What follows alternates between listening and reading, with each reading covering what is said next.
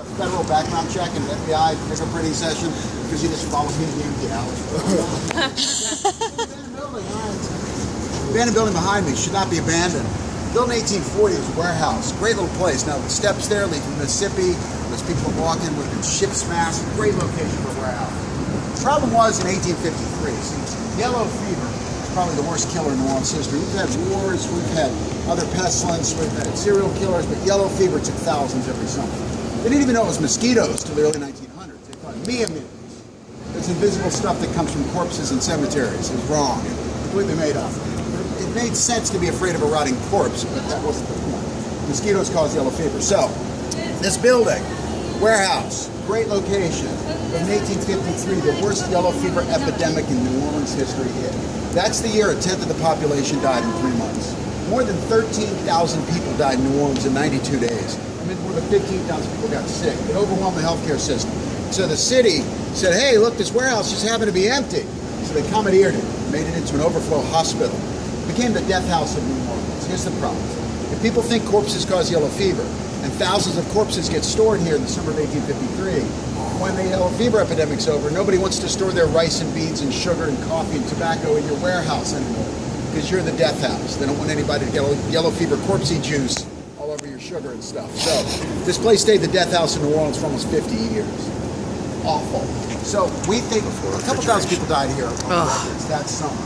But over the next 45, 50 years, tens of thousands of people died here. The records show a little over 15,000. We think it's probably more like 30 or 40,000 people died in this building. Now, by the early 1900s, they figured out it was mosquitoes and took some of the stink off this building. They scrubbed it down with bleach and whatnot, made it into a mechanical warehouse. Still nobody wanted to work here. It had a bad reputation. By World War II, it had been commandeered for some use in cryptography. It had never been set up as a residence until 5.5 years ago. A group got together and said, this is the best place for condos. It's close to the river. Look at that. It's a half block up Jackson Square. It's going to be awesome. Easy renovation. Just a warehouse. It's open. Throw up some drywall, put in some wiring. 5 years ago, they began a 2-year renovation.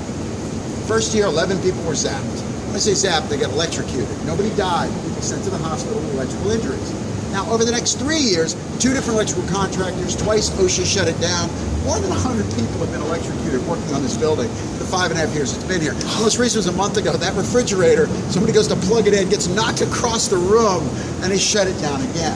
Now, something is going on with the electrical grid in this building. More people were injured during this little renovation of a warehouse than were injured building the Superdome.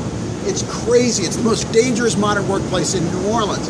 5 different electrical contractors, 3 general contractors. They can't get it insured. It was done before Mardi Gras. These places are usually pre-rented, pre-sold before they're completed. The real estate here is too valuable. But even with them done before Mardi Gras, they could have rented some furniture and sold them out, got $1,000 a night for these probably, for some parts of Mardi Gras.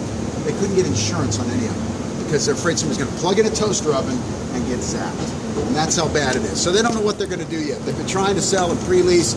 It's all pending insurance. So they don't know what's going to happen. Maybe when the light hits it right, it turns a lovely pale yellow. Maybe they should have gone with a robin's egg blue. I don't know. Yeah. But anyway, maybe some sage, a ritual. We don't know what they need to do. But what's interesting is our next stop is a restaurant that had the same problem. In 2000, they began a renovation. And that restaurant had a bad reputation. It was unlucky, and it had a vegetable ghost. So when they had their first electrical issue, the Muriel's group brought in a medium. They cut a deal with their ghost. And now they don't, not only do they not have any problems, but it's the only restaurant in New Orleans where you can have dinner with their ghost. When we walk across Jackson Square, we go to Muriel's restaurant. You check it out? Yeah, we just ate there. Oh, you just ate there? Okay. Yeah, we got the pictures, they had the table. Oh, yeah, exactly. Yeah, the bread and the wine. That's where we're going. All right, so we're going to Muriel's restaurant. You can see it from the street, so maybe somebody having lunch there. You can tell us, did you see anything? Did you get anything in your pictures? No. Okay, well, maybe today. You never know. All right, so we walk across Jackson Square. We'll talk about Muriel.